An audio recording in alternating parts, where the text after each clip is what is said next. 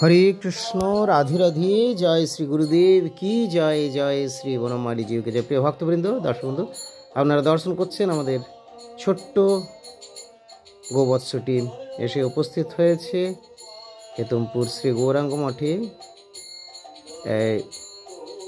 শুধু এই নয়,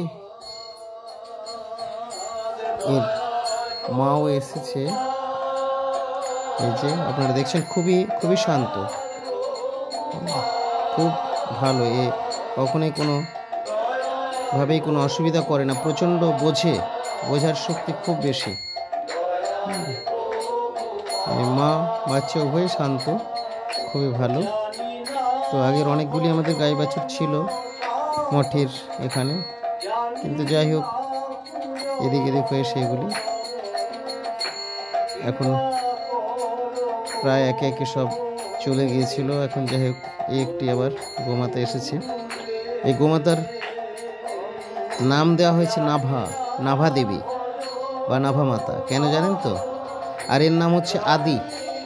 বাচ্চাটির নাম হয়েছে আদি আর মায়ের নাম হয়েছে নাভা। হয়তো অনেকেই ভাববেন যে এরকম নাম কেন বা কিছু, কি আমাদের কোনো প্রভু হয়তো শ্যামলী বলে ডাকছেন বা কিছু, সে দিতেই পারেন, প্রত্যেকেই যার যেমন। কিন্তু আমি আদি নাম দিয়েছি এই বাচ্চাটির, আর এর মায়ের নাম দিয়েছি নাভা। কেন দিয়েছি জানেন? আচ্ছা বলে দিই। নাভা দেবী হলেন অদ্বৈত আচার্য প্রভুর মাতা।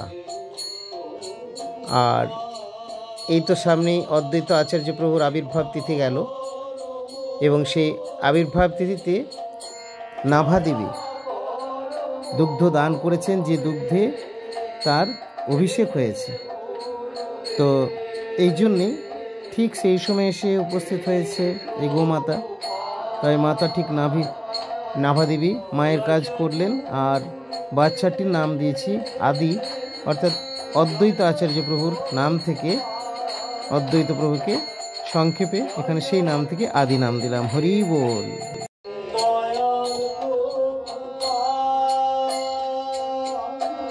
ভক্তবৃন্দ দর্শক বন্ধু, আপনারা এখন দর্শন করছেন শ্রী অযোধ্যায় প্রভু রামচন্দ্রের শ্রী মন্দির দর্শন করলেন। এখন দর্শন করছেন জগৎগুরু শিষ্য ভক্তি সিদ্ধান্ত সরস্বতী গোস্বামী প্রভুপাদ। আর এই হলেন গৌর নিতাই অদ্বৈত আচার্য প্রভু, আমার পরম গুরুদেব জগৎগুরু শিষ্য ভক্তি ময়খ ভাগবত গোস্বামী ঠাকুর। এখন দর্শন করছেন প্রভু নীলমাধব জিউকে, যাকে বলা হয় আদি জগন্নাথ। জয় সরস্বতী গোস্বামী প্রভুপাদ কি জয়। সুপ্রিয় ভক্তবৃন্দ দর্শক বন্ধু, আগামী 29শে ফেব্রুয়ারি জগৎগুরু শিষ্য ভক্তি সিদ্ধান্ত সরস্বতী গোস্বামী প্রভুপাদ তথা মূল প্রভুপাদ শিষ্য সরস্বতী গোস্বামী ঠাকুরের শুভ আবির্ভাব তিথি, 150তম আবির্ভাব তিথি পূজা।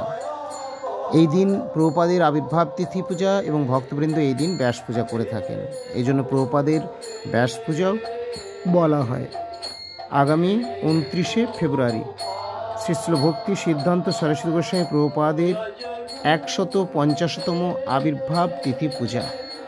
সর্বত্রই প্রভুপাদের এই ব্যাস পূজা মহামহোৎসব অনুষ্ঠিত হয়ে থাকে। আমাদেরও গৌড়ীয় সমিতির অন্তর্গত চিনপাই শ্রী ভাগবত আশ্রমে ব্যাস পূজা মহা মহোৎসবটি হয় অত্যন্ত বৃহৎ আকারে। বহু হাজার হাজার ভক্তগণের সমাবেশ হয়ে থাকে, সকলে অংশগ্রহণ করেন উৎসবে।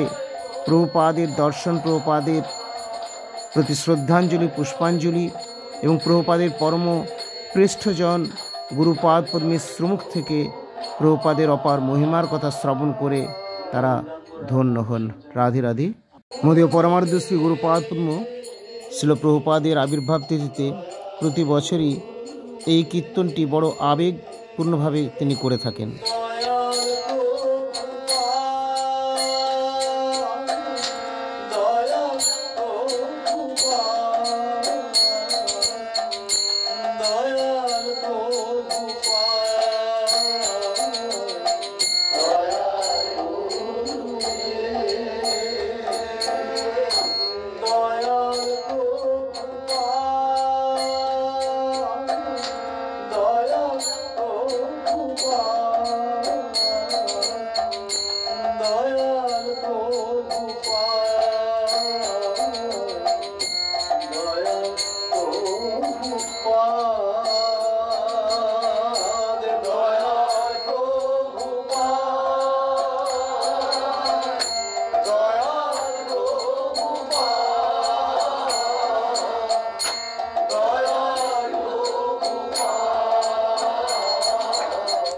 জয় শ্রী শ্রীল প্রভুপাদ কি জয়। জয় জয় শ্রীকৃষ্ণ চৈতন্য প্রভু নিত্যানন্দ শ্রী অদ্বৈত গদাধর শিবাসাদি ভক্তবৃন্দ। জয় জয় শ্রীকৃষ্ণ চৈতন্য প্রভু নিত্যানন্দ শ্রী অদ্বৈত গদাধর শিবাসাদি ভক্তবৃন্দ। ভজ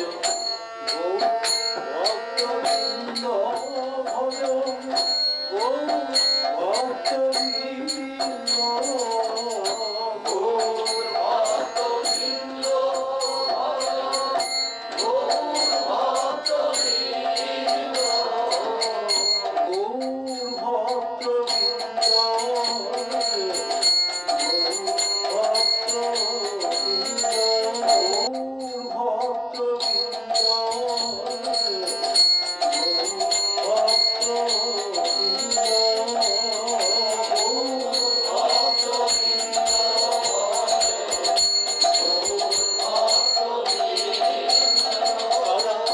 ব্রহ্মাণ্ড তারিতে পারে ব্রহ্মাণ্ডে পারে ব্রহ্মাণ্ড তারিতে পারে তারা ব্রহ্মাণ্ড তারাইতে পারে ব্রহ্মাণ্ড তারিতে পারে ব্রহ্মাণ্ড তারাইতে পারে ব্রহ্মাণ্ড তারিতে পারে ব্রহ্মাণ্ড তারাইতে পারে।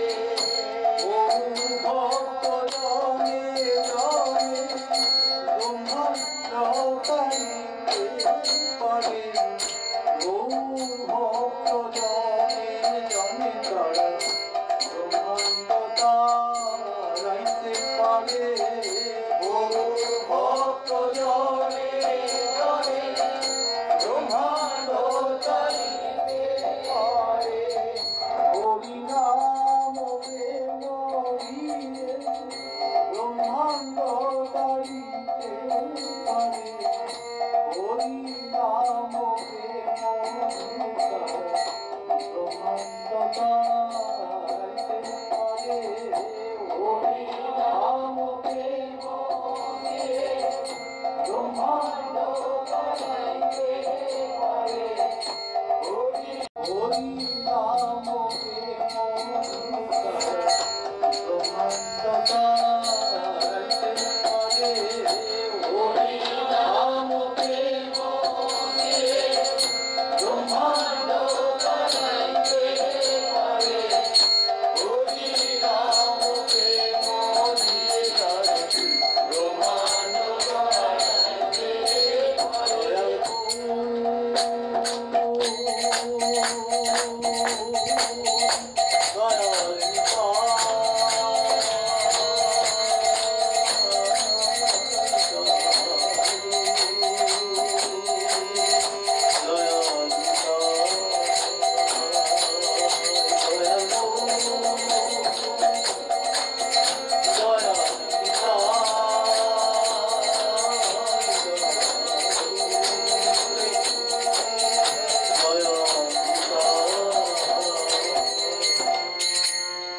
কলিযুগ পাবন বিশঙ্গ